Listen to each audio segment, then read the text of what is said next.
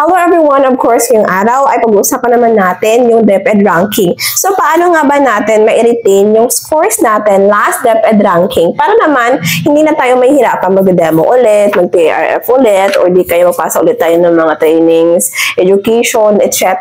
Diba? So, ano yung gagawin natin para ma-retain natin yung ating scores last school year? Therefore, yung gagawin ninyo is mag-submit kayo ng letter of intent na magre-retain kayo. So, ma'am, paano ba mag-retain or ano yung laman na letter kapag nagpapa-retain kayo?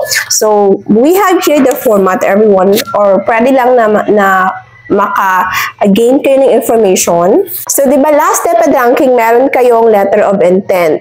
So, yung gagawin nyo doon is, sa ilalim, ilalagay na lang yung kung ano yung mga criteria na dapat na i-retain niyo. So, like for example, we have here, di ba, ito yung format, no?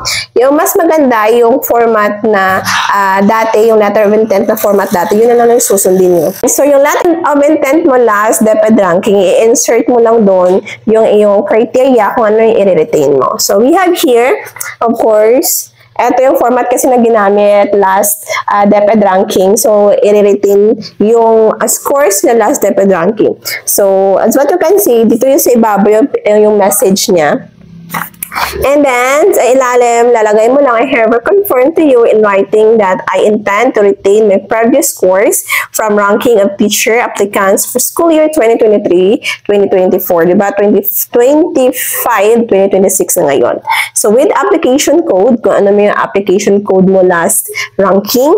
Next, in the following criteria. So, training, yun yung i-retain niya, rating, and the classroom observation, demonstration teaching, and the teacher reflection. So, naka-bullet lang yung i-retain niya. And attached herewith are the pertinent documents. So, yun na yun.